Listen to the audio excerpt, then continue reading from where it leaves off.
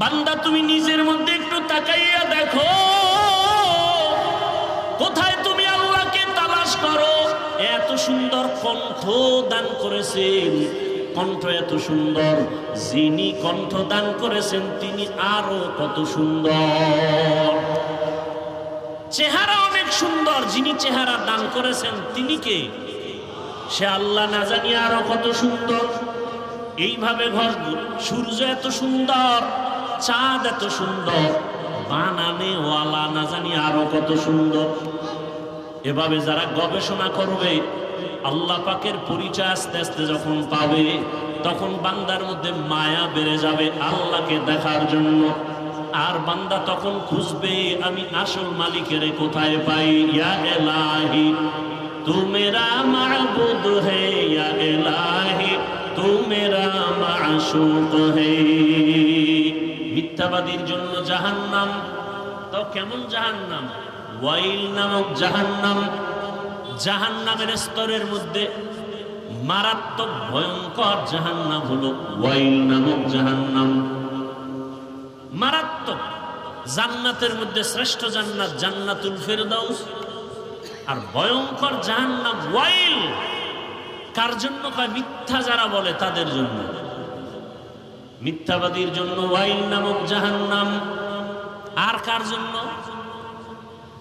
যে আয়াতে আল্লাহ বলেন নামাজ মানুষকে পাপের থেকে ফিরাবে, আল্লাহ আর এক আয়াতে বলেন কিছু কিছু নামাজি আছে এরা ওয়াইল নামক জাহান্নামে যাবে, নামাজ পড়িয়াও জাহান্নামে যাবে। আরাআইতাল্লাযী ইউকাযযিবু বিদ্দীন ফাযালিকাল্লাযী ইয়াদউল ইয়াতীম ওয়া লা ইয়াহুদ্দু আলা তাআমিল মিসকিন। এরপর কি? ওয়াইলুল লিল মুসাল্লিন। মুসল্লি যারা নামাজি, এদের জন্য ওয়াইল নামক জাহান্নাম। তাহলে নামাজি মুসল্লি ওয়াইল নামক জাহান্নামে যাবে। কোন নামাজি মুসল্লি? বড় কঠিন ব্যাপার। নামাজ মানুষকে পাপ থেকে ফিরাবে, বিনা হিসাবে জান্নাতে যাবে, আর সেই নামাজ মানুষকে ওয়াইল নামক জাহান্নামে নেবে। কঠিন ভয়ঙ্কর জাহান্নাম, ওয়াইল নামক জাহান্নামে। আর কারা যাবে? ওয়াইলুল লিল মুতাফফিফিন। যারা ব্যবসা করতে গিয়া কাস্টমারের সাথে মাপে উল্টা পাল্টা করে, ভেজাল করে, এরা ওয়াইল নামক জাহান্নামে যাবে। আর কারা? ওয়াইলুল লিকুল্লি হুমাযাতিল লুমাযা।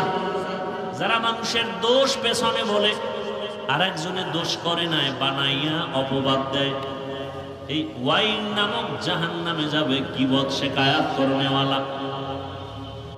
इखलास के अमाल जन्नत के हमरा, परहेज के मकासद है जो तक़वा से हासिल मंद। परहेज के मकासद है जो तक़वा से हासिल मंद। बगैर जो अमाल हो इखलास व तक़वा, बर्बाद तेरे जिंदगी ऐ होश नजरमंद। बर्बाद तेरे जिंदगी ऐ होश नजरमंद। ला इलाहा इल्लल्लाह, ला इलाहा इल्लल्लाह, ला इलाहा इल्लल्लाह, ला ইল্লাল্লাহ মুহাম্মাদুর রাসূলুল্লাহ।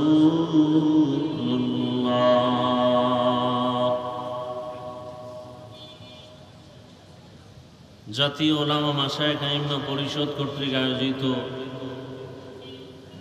আজকের এই জুলাই অভ্যুত্থান শহীদদের মাগফিরাত কামনায় এবং আহতদের সুস্থতা কামনায় আজকের এই ওয়াজ ও দোয়া মাহফিল। উপস্থিত মুহতারাম সম্মানিত সভাপতি হযরতুল আল্লাম মাওলানা নুরুল হুদা ফয়েজী দামাত বারাকাতুহুম, প্রধান অতিথি মাননীয় ধর্ম বিষয়ক উপদেষ্টা ডক্টর আফাম ও খালিদ হোসেন দামাত বারাকাতুহুম, অন্যান্য হযরত উলামায়ে কেরাম, আজকের এই মাহফিলে সকলের প্রিয় মানুষ, আধ্যাত্মিক রাহবার হযরত পীর সাহেব হুজুর চরমনাই এবং নায়েবে আমিরুল মুজাহিদিন, আগত বিভিন্ন জায়গা থেকে আল্লাহ পাকের আশিকিন, জাকিরিন, শাকিরিন, মুহিব্বিন, মুরব্বিয়ান এজাম, কলিজার টুকরা যুবক বন্ধুগণ, স্নেহের ছোট ভাই, মাইকের আওয়াজ শ্রবণরতা মা বোনেরা, দেশের শীর্ষস্থানীয় হযরত উলামায়ে কেরাম দিক নির্দেশনামূলক কোরআন সুন্নাহ ভিত্তিক আলোচনা রেখেছেন। ইনশাআল্লাহ অল্প সময়ের মধ্যে রুহানি আলোচনা নিয়ে আসবেন হযরত পীর সাহেব হুজুর, নায়েবে আমিরুল মুজাহিদিন সহ। এরপরে দোয়া হয়ে যাবে। আমি দোয়ার জন্য বসছি। দোয়া করি আল্লাহ পাক রব্বুল আলামিন আজকের আয়োজনকে হেদায়েতের সাথে সাথে ঢাকার কয়েকদিন আগে বিমান দুর্ঘটনায় যারা দুনিয়া থেকে চলে গেলেন, আল্লাহ তাদেরকেও শাহাদাতের উচ্চ মর্যাদা দান করেন।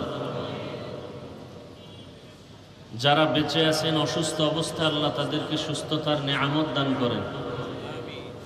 যারা পরিবার, আপনজন, সন্তান হারিয়ে ব্যথিত, আল্লাহ তাদেরকে ধৈর্য ধারণকারীদের অন্তর্ভুক্ত করে দিন। এবং যাদেরকে হারিয়েছেন এদের বিনিময়ে আল্লাহ উত্তম নেয়ামত দান করেন। যারা এত সুন্দর আয়োজনের পেছনে মেহনত করেছেন, উলামায়ে কেরাম, বিশেষ করে বাংলাদেশের বর্তমান যুগে তরুণ প্রজন্মের সকলের হৃদয়ের স্পন্দন, বাতিলের আতঙ্ক, হযরতুল আল্লাহ মুফতি রেজাউল করিম আবরার দামাত বারাকাতুহুম, মুফতি শামসুদ্দোহা আশরাফি দামাত বারাকাতুহুম সহ যারা এই মেহনত করেছেন, বিভিন্ন উলামায়ে কেরামকে এক জায়গায় করেছেন,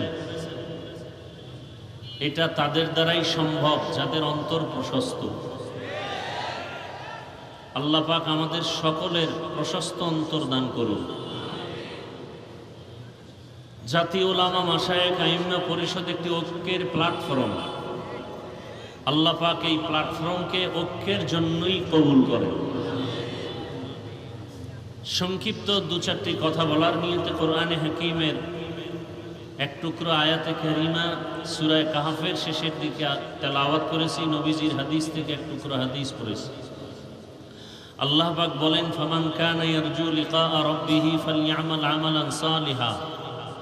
যারা অন্তর থেকে ইচ্ছা করে, ইরাদা করে রবের সাথে মোলাকাত করবে, আল্লাহ বলেন তাদের জন্য করণীয় নেক আমল, ওয়ালা ইউশরিক বিইবাদাতি রাব্বিহি আহাদা। তাদের জন্য বর্জনীয়, তার রবের সাথে ইবাদত করতে গিয়ে অন্যকে অংশীদার বানাবে না, শিরিক করবে না। নবীজি বলেন, আখলিস দীনাকা ইয়াকফিকাল আমালুল কালিল। দুনিয়ার উম্মত, তোমাদের ঈমান আকীদা পরিশুদ্ধ করো, অল্প আমল নাজাতের জন্য যথেষ্ট হয়ে যায়। আয়াত এবং হাদিসের মূল আলোচ্য বিষয় আমল সম্পর্কে কিছু কথা। আমল, আল্লাহর সাথে যারা মোলাকাত করতে চায় তাদের জন্য, যারা রবের সাথে মোলাকাত করতে চায় না তাদের জন্য এই আয়াতের বয়ান না।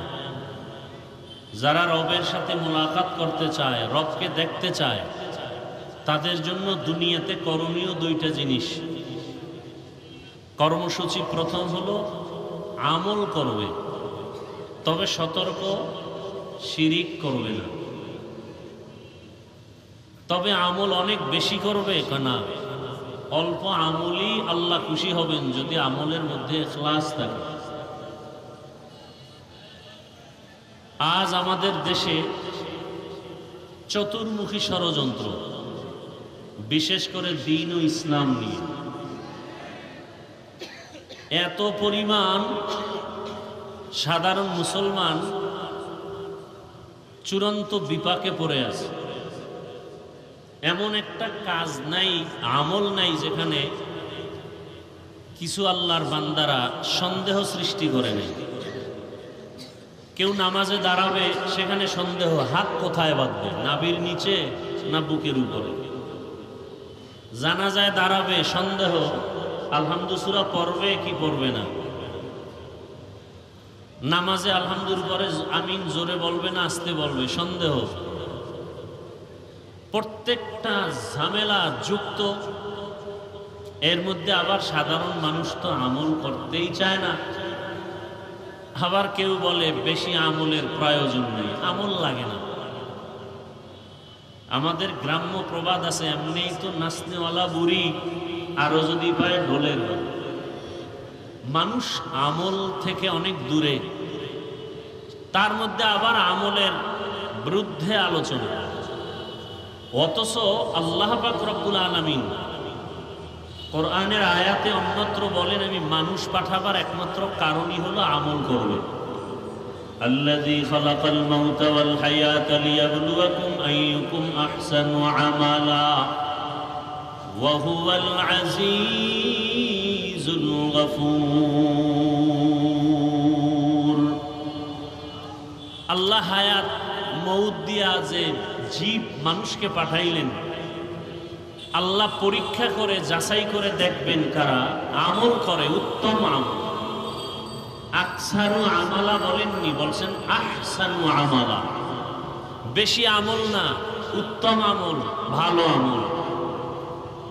এখন আমল কোন দিন ভালো হবে জানা নাই, কোন দিনের সেজদা ভালো হবে বলা যায় না। এজন্য আমল চলতেই থাকবে। জীবনের হাজারো সেজদা দিতে দিতে একটা সেজদা যদি ভালো হয়ে যায়, ওই এক সেজদা জান্নাত বিনা হিসেবে আল্লাহ দিয়ে দিবে। আতিনা ফি দারে দুনিয়া না হাসান, আতিনা ফি দারে উকবা না হাসান, ইয়া গিয়াসাল মুস্তাগীসিন আহদিনা লিফতিখারা বিল উলুমে ওয়াল গিনা। আল্লাহ বলেন আমি আমলের জন্যই মানুষ পাঠাইলাম, আর বান্দা বলে আমলের প্রয়োজন নেই।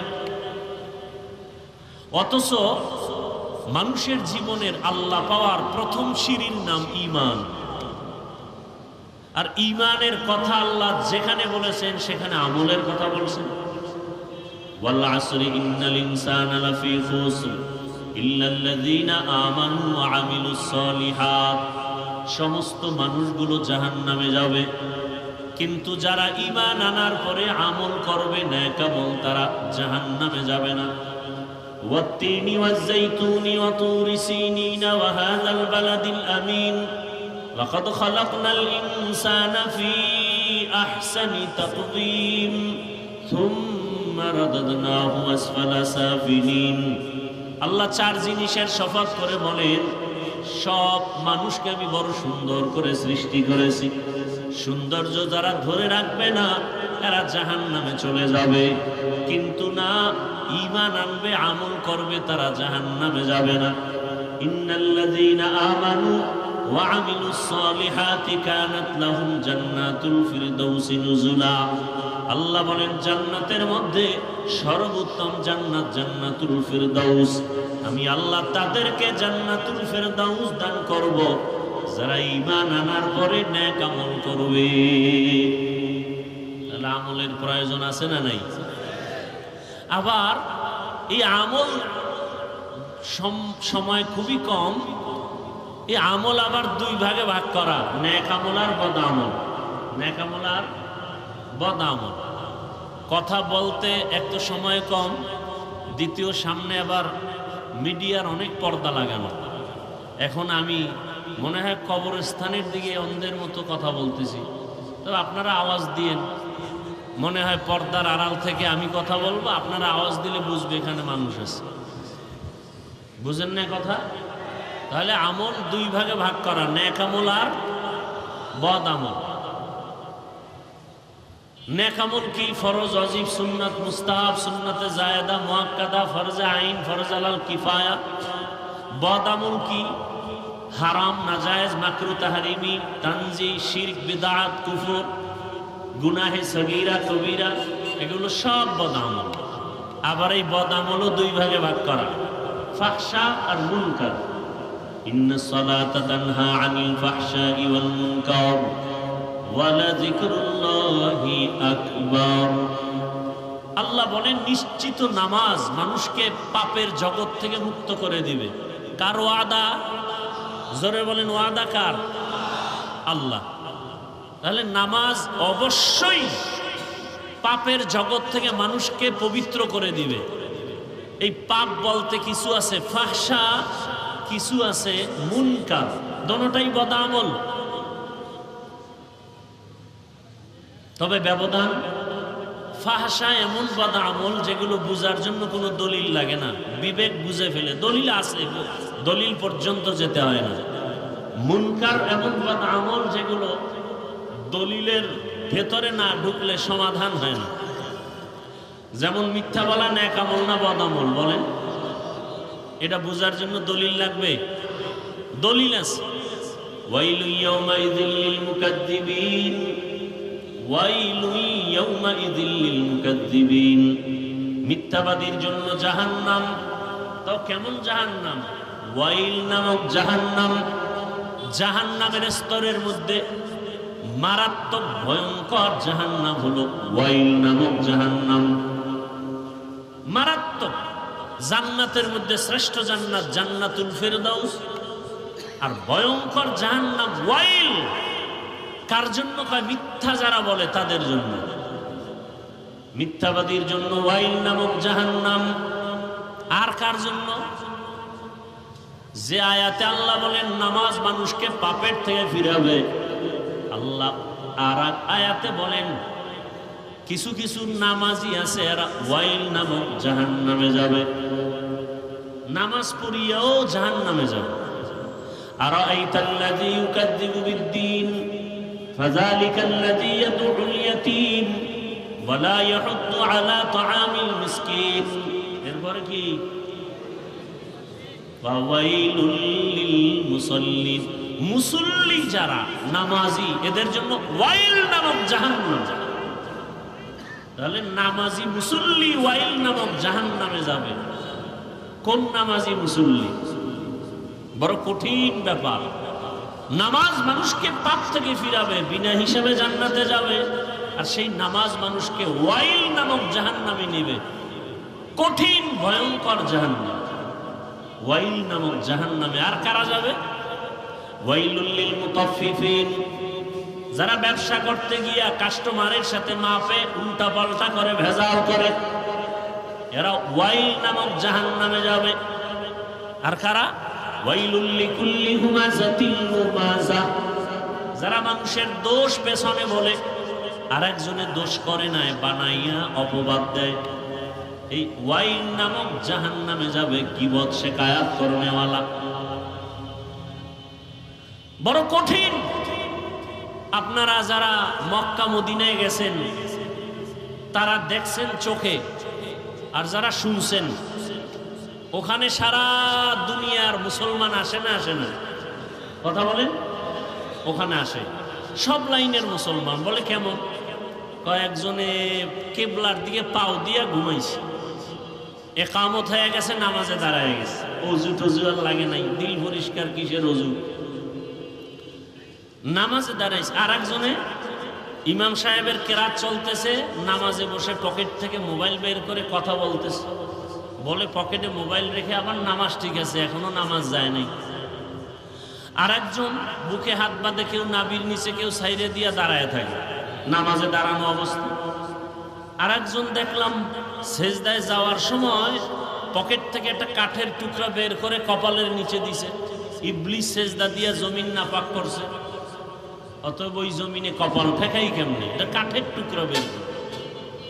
আমাকে বলেন, মক্কা মদিনায় সব মতাদর্শের মুসলমান এসে নামাজ পড়ে, কোনো ঝগড়া দ্বন্দ্ব, গীবত শেখায়াত, মারপিট? সোনার বাংলায় এত বরকত, পিটাপিটিটা কেন? ঝগড়া কেন? আমার দেশে এত ঝগড়া কেন?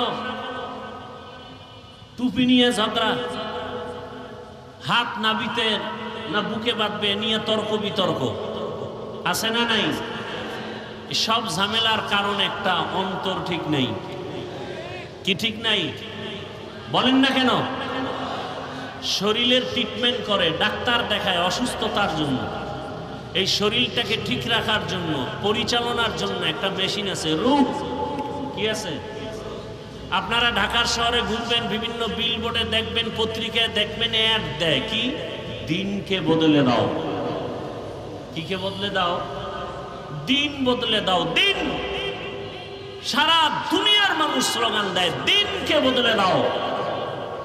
আর সমস্ত আহলে হক উলামায়ে কেরামের স্লোগান দিলকে বদলে দাও, দিল। কিয়ামত পর্যন্ত দিন বদলালে লাভ হবে না, যতদিন পর্যন্ত দিল বদলানো না হবে। এই দিলকে বদলানো মানে দিল বাইর করে আর একটা দিল ঢুকাবে না, দিলের কালার পাল্টাইতে হবে। দিলকে পরিবর্তন করার এই ওয়াজ মাহফিল, আল্লাহওয়ালাদের মজলিস হলো অপারেশন থিয়েটার। আহলুল্লাহদের সোহবত, আল্লাহওয়ালাদের নজর, আল্লাহওয়ালাদের নজরের মধ্যে পাওয়ার আছে, আছে না নাই? আল্লাহওয়ালাদের কথার মধ্যে আসর আছে। নোয়াখালী জেলার সন্তান টাকার বালিশ বানায় বাবায় ঘুমায়, সন্তান টাকা পয়সা ছেড়ে চলে গেছেন ভারত দেওবন্দ, লেখাপড়া করে বাইতুল্লাহর কাছে গেছেন।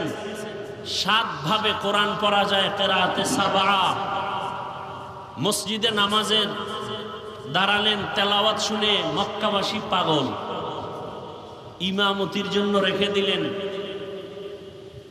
এরপরে এক পর্যায়ে মেয়ে, সৌদির মেয়েকে বিবাহ দিলেন, শর্ত বাংলাদেশে নেওয়া যাবে না। বাংলাদেশের সবাই জানে কারি সাহেব হাকিকতে সর্বোচ্চ বড় একজন আলেম এবং আহলুল্লাহ, কারি ইব্রাহিম রহমতুল্লাহ আলাইহি উজানি। বাংলাদেশ, পাকিস্তান, ভারতের সব মাওলানা জেলাইনের হোক সবাই চিনে যে দেওবন্দের একজন আলেম, সর্বোচ্চ পদের বড় একজন আলেম, রশিদ আহমদ গঙ্গুহি।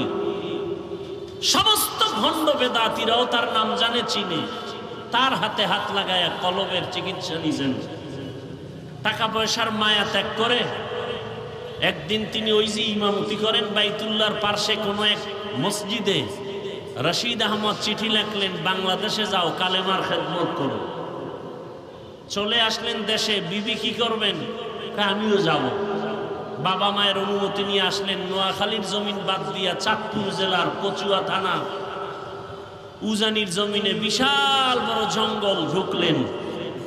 গিয়ে দেখেন জঙ্গলের ভেতরে একটা গম্বুজ, গম্বুজের ভেতর একটা বাঘ তার বাচ্চাকে দুধ পান করায়। কারি ইব্রাহিম বললেন, বাঘ, বনি আদম এখানে আসছে, তুমি তোমার গন্তব্যে চলে যাও। বলা মাত্র বাচ্চা কাঁধে নিয়ে বাঘ রওনা। কোথায়? কুমিল্লা জেলার একটা থানা আছে লালমাই।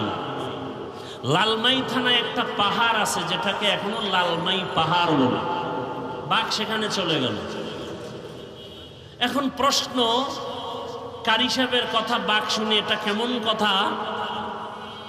যার কলব নাই, দিন বদলায়, কলব বদলায় না। এদের প্রশ্ন, কলব যে বদলানো প্রয়োজন এটাই বুঝে না, এটা বুঝার ক্ষমতাই নাই।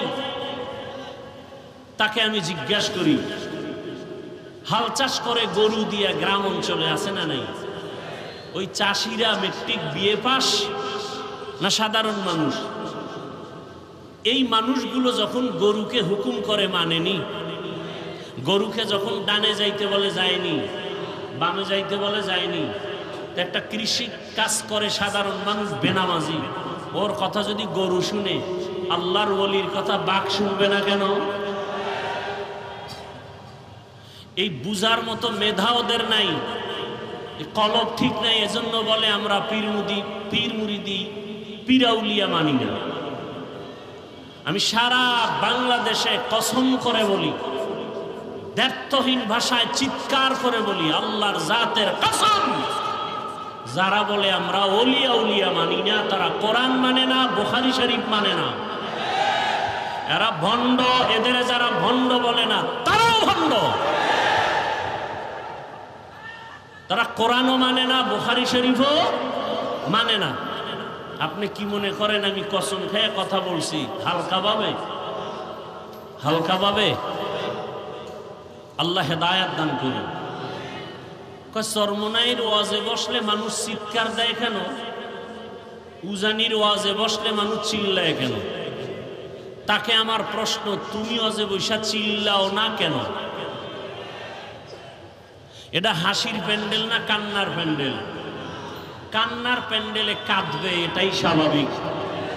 কান্না না আসলে তাকে জিজ্ঞাসা করো, তোমার চোখে পানি আসে না কেন? তোমার অন্তর নষ্ট, কলবের চিকিৎসা করো। এখানে চিৎকার আসার মজলিস।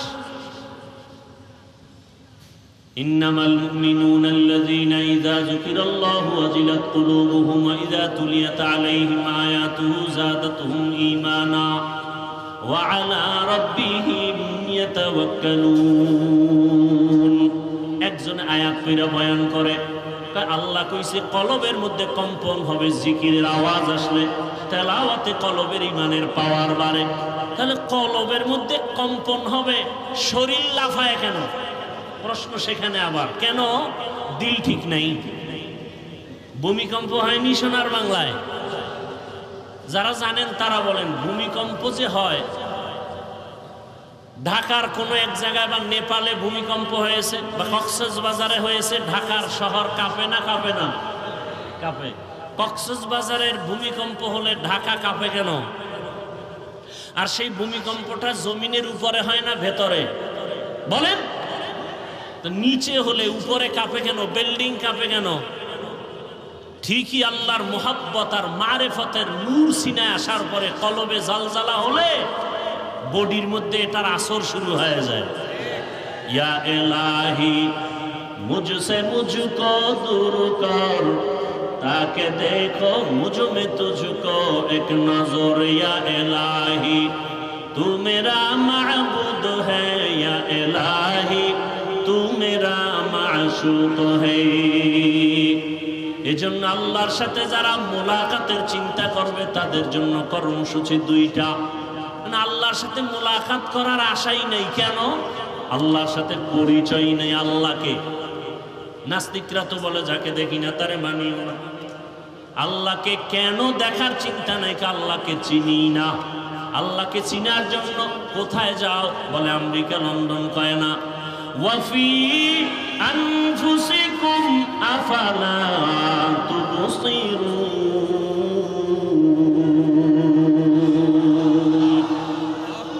বান্দা, তুমি নিজের মধ্যে একটু তাকাইয়া দেখো, কোথায় তুমি আল্লাহকে তালাশ করো। এত সুন্দর কণ্ঠ দান করেছেন, কণ্ঠ এত সুন্দর, যিনি কণ্ঠ দান করেছেন তিনি আরো কত সুন্দর। চেহারা অনেক সুন্দর, যিনি চেহারা দান করেছেন তিনি কে? সে আল্লাহ না জানি আরো কত সুন্দর। এইভাবে ঘর, সূর্য এত সুন্দর, চাঁদ এত সুন্দর, বানানে ওয়ালা না জানি আরো কত সুন্দর। তিনি কে? এভাবে যারা গবেষণা করবে, এভাবে যারা গবেষণা করবে, আল্লাহ পাকের পরিচয় আস্তে আস্তে যখন পাবে, তখন বান্দার মধ্যে মায়া বেড়ে যাবে আল্লাহকে দেখার জন্য। আর বান্দা তখন খুঁজবে, আমি আসল মালিকের কোথায় পাই। ইয়া ইলাহি তু মেরা মাবুদ হে, ইয়া ইলাহি তু মেরা মাশুক হে। আল্লাহকে পাওয়ার জন্য অন্তর তৈরি হয়ে যাবে। কেন আমরা বুঝি না? আল্লাহকে চিনি না। চিনার জন্য আল্লাহ ওয়ালাদের কাছে যেতে হবে। আল্লাহ পাকের এই মজলিস, আল্লাহ ওয়ালাদের মজলিস, আল্লাহ পাকের কুদরতি আলোচনার এই মজলিসে বসলে আল্লাহর পরিচয় লাভ হয়। এজন্য আল্লাহর পরিচয় লাভ করার জন্য আল্লাহর মোলাকাতের তামান্না অন্তরে তৈরি করে নেক আমল এবং শিরিক মুক্ত থাকার তৌফিক আল্লাহ আমাদেরকে দান করুন। আমিন। ওয়া আখিরু দাওয়ানা আলহামদুলিল্লাহি রাব্বিল